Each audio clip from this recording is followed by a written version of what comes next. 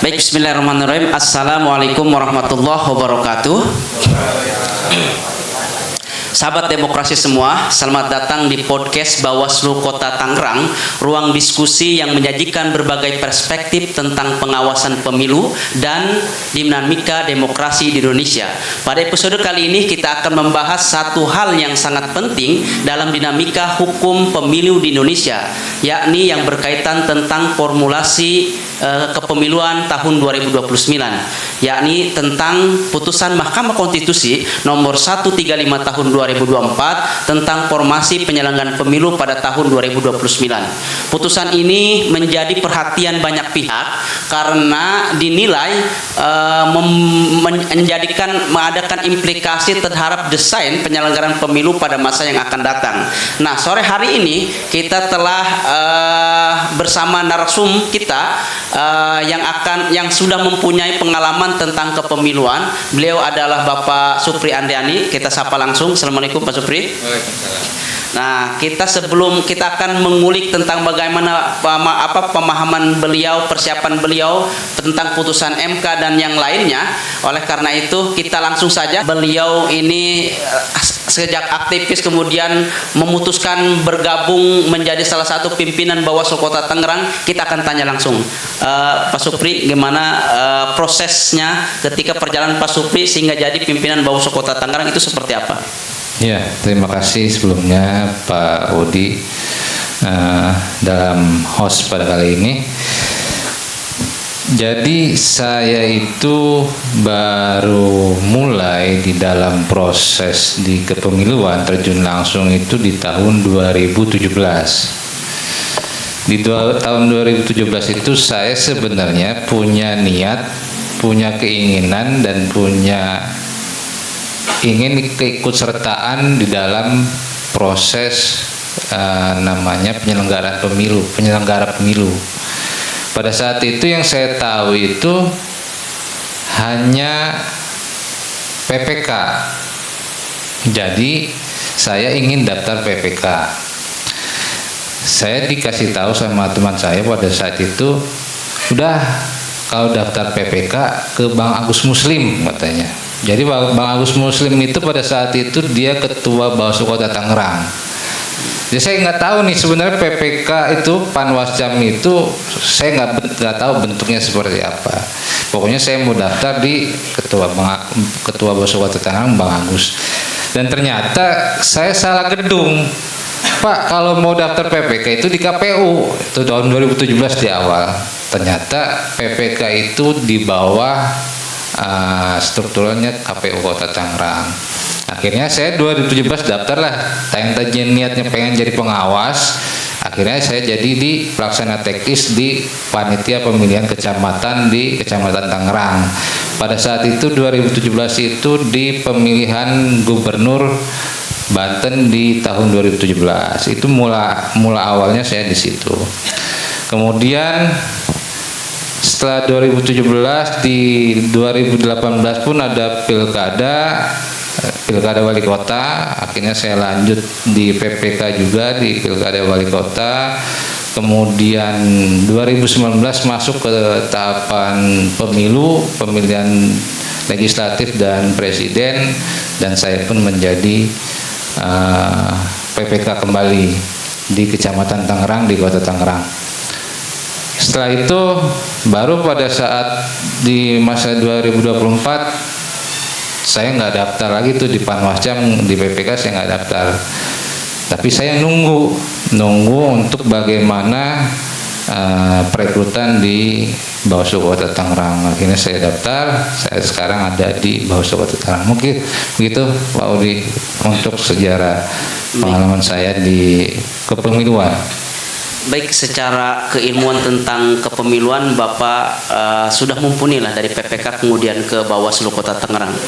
Baik, Pak Supri, kita lanjut tentang tema kita sore hari ini, yakni tentang putusan MK tahun 2024 tentang nomor 135, bahwa yang mana tentang putusan MK tersebut ini mempunyai arah baru bahwa dapat mempengaruhi tata kelola kelembagaan baik dari sisi regulasi maupun sisi teknis di lapangan. Latar belakang apa sih yang membuat putusan MK ini muncul, Pak?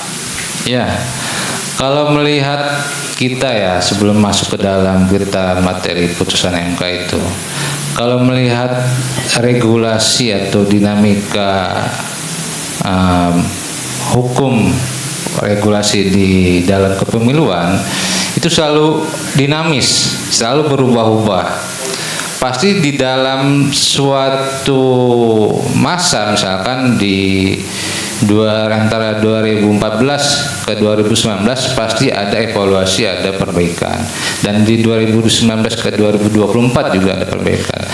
Yang mana pada saat itu di 2019-2024 itu ada pikiran untuk bagaimana efisiensi. Pengen pilkada itu serentak seluruhnya ada di tahun 2024. Jadi pada kenyataannya di tahun 2024 itu kalau dilihat dari efisiensi nggak terlalu efisien juga. Artinya bahkan yang menjadi persoalan pun ketika misalkan antara pemilu dan pilkada itu berdekatan, itu menjadi proses penyelenggaraan pemilu itu menjadi tidak efektif karena dia berdekatan, berbenturan dengan antara pemilu dan pilkada, sehingga putusan putusan 135 ini salah satunya sebagai evaluasi dari apa yang terjadi di tahun 2024. Yang mana kalau kita ketahui putusan 135 itu kan pemisahan antara di klaster antara pemilu nasional dan pemilu lokal. Di pemilu nasional itu ada pemilu anggota legislatif, DPR, DPD, kemudian presiden dan wakil presiden. Kemudian pemilu lokal ada DPRD kabupaten kota, DPRD provinsi, dan wakil wali kota, bupati, ada gubernur. Akan tetapi kan putusan 135 ini yang diketuk oleh Mahkamah Konstitusi ini kan belum juga ditindaklanjuti juga oleh DPR RI, yang mana saat ini kalau kita melihat hulunya politik hukum itu ya adanya di Senayan, di DPR RI. Dia yang menentukan regulasi, dia yang membuat skema nanti sistem pemilu itu seperti apa, adanya di hulunya, ada di Senayan, di DPR RI. Yang dalam hal ini nanti akan dibahas oleh Komisi 2. Dan dalam tahun ini itu sudah menjadi prolegnas untuk membahas soal undang-undang pemilu. Makanya Komisi 2 ini yang karena ini sudah masuk ke dalam program legislasi nasional, mau tidak mau memang tahun ini itu pasti akan dibahas soal regulasi revisi undang-undang kepemiluan. Sistemnya seperti apa? Apakah putusan MK ini nanti kan yang enggak hanya putusan 135 di Mahkamah Konstitusi yang harus diakomodir di undang-undang baru. Ada putusan-putusan lain yang menyangkut kepemiluan juga yang harus memang masuk ke di undang-undang terbaru yang nanti direvisi di Komisi 2 di DPR RI tahun ini, yang memang sudah masuk prolegnas. Jadi itu putusan 135 ini memang sudah diputuskan oleh Mahkamah Konstitusi tapi belum ditindaklanjuti oleh DPR dan belum diputuskan sebagai undang-undang. Jadi seperti itu. Secara teknis berdasarkan putusan MK 135 ini berarti adanya pemisahan antara lokal dan nasional. Seperti apa itu, Pak? Ya. Jadi tadi saya sudah sampaikan bahwasanya pemilu nasional itu ada pemilihan anggota DPR, DPD, kemudian presiden dan wakil presiden. Itu nanti skema putusan itu dia dilaksanakan di tahun 2029. Di tahun 2029.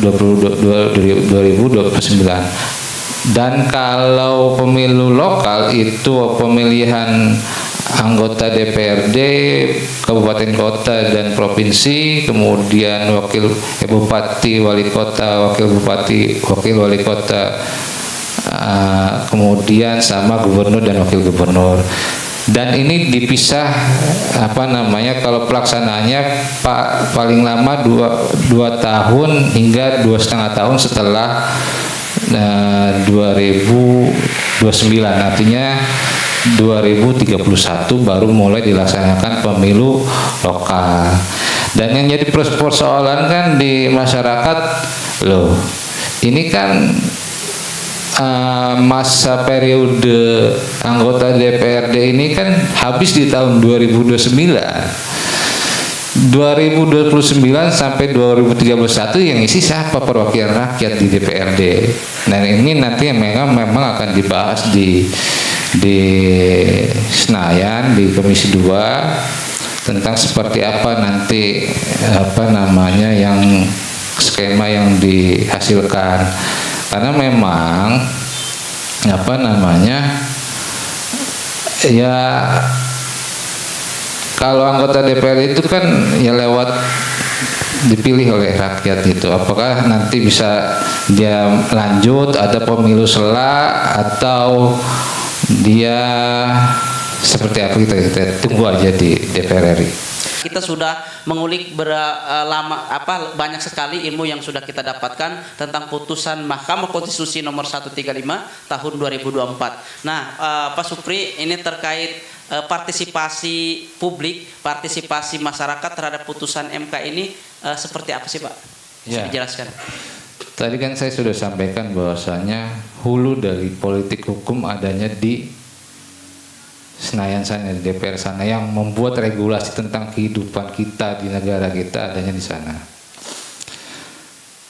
Kita ketahui bersama bahwasannya bentuk pemerintahan kita itu adalah demokrasi. Kan ada namanya bentuk pemerintahan itu ada namanya monarki, benar nggak? Monarki itu kerajaan itu kayak ada di Arab Saudi, ada di Brunei, ya kan. Kemudian ada bentuk pemerintahan itu ada teokrasi kayak Vatikan, kayak Iran yang memang hari ini sedang perang, itu teokrasi. Kemudian kalau negara Indonesia ini bentuknya demokrasi, bentuk pemerintahannya demokrasi. Dan kalau sudah bentuknya demokrasi, bentuk pemerintahnya demokrasi, otomatis ada yang namanya pemilu. Nah, bagaimana bentuk pemilunya? Ini dibahasnya adanya di DPR RI. Nah, teman-teman masyarakat, ini kan kita negara ini, founding father ini sudah sepakat bahwasanya negara ini bentuknya demokrasi. Teman-teman hari ini sudah menerima. Tinggal bagaimana konsep pemilunya, skema pemilunya seperti apa. Ayo teman-teman ini melihat bersama apa yang menjadi evaluasi kita di dalam pemilu sebelumnya. Ini kita pantau, kita kontrol, kita kaji, kita diskusi apa yang kita harus berikan masukan untuk dalam revisi undang-undang di tahun 2026 ini, sampaikan. Ini yang kita harapkan, karena kita tidak mau yang namanya kita negara demokrasi pasti ada pemilu. Nah, bentuk pemilunya seperti apa, itu yang mengatur perwakilan kita di DPR RI. Dan kita sebagai rakyat ini, masyarakat, harus memberikan masukan. Karena apa? Karena ketika kita berada di negara demokrasi, itu sebenarnya kedaulatan dan kekuasaan itu ada di tangan rakyat. Maka dari itu kalau misalkan rakyatnya tidak berpartisipasi, rakyatnya tidak memberi masukan, rakyatnya tidak melakukan kepedulian terhadap demokrasi Indonesia ke depan, ya nggak mau nanti yang masuknya, yang akan dibahas itu bisa jadi kemungkinan besar itu kepentingannya bukan untuk kepentingan rakyat, bukan untuk kepentingan keadilan, tapi kepentingan kelompok dan kepentingan partai, kepentingan yang lain. Jadi seperti itu. Jadi harus ada yang namanya partisipasi. Kita bahas kan ada di pemilu itu dimulai dari tahapan pendaftaran partai politik peserta pemilu hingga sampai tahapan pelantikan presiden terpilih, wali kota terpilih, gubernur terpilih, sampai akhirnya seperti itu. Dan dari mulai tahapan pendaftaran partai politik peserta pemilu hingga pelantikan ini ada regulasi apa yang kurang, ada regulasi apa persoalan money politik, penanganan pelanggaran, penyelesaian sengketa dan lain-lain, atau misalkan dari mulai pendaftaran partai politik, ya kan, yang memang pada syaratnya itu ketika di daerah itu harus 1/1000 anggota, ya kan, itu seperti apa dalam pengawasannya, ya. Jadi ini semuanya diatur di dalam skema yang nanti akan dibuat undang-undangnya yang akan direvisi di tahun ini. Artinya kami berharap semua masyarakat ini dapat mengkaji, memberi masukan, memberikan aspirasi apa yang buat kebaikan di masa yang datang demokrasi ke depan. Mungkin itu Pak Udi. Secara kelembagaan Bawaslu ini tantangan terbesarnya apa saja sih Pak terkait putusan MK 135 ini, bisa diceritakan Pak? Kalau dari Bawaslu sih sebenarnya kita ketika ada putusan 135 ini kita justru mendapatkan keunggulan.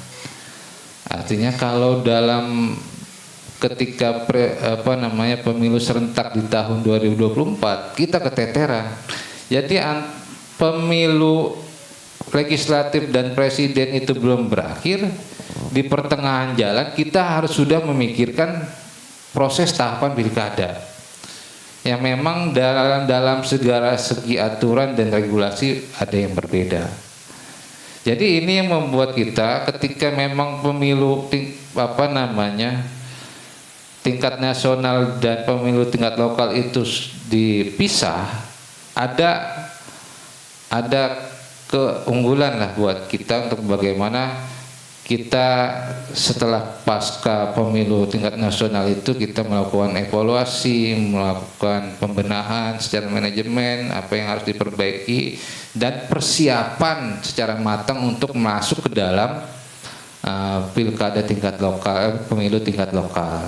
Jadi menurut kita tidak ada kebebanan lah ketika misalkan itu putusan 135 itu dijalankan, dan itu putusan yang terbaik buat Bawaslu. Jadi begitu. Harapan kedepannya Bawaslu secara kelembagaan ini seperti apa Pak? Harapan depan Bawaslu bahwasannya ketika nanti ada revisi undang-undang terkait tentang kepemiluan, ini harapan besar kita Bawaslu ini diperkuat, peranannya diperkuat dalam proses regulasinya sehingga dapat melakukan penanganan pelanggaran dengan baik.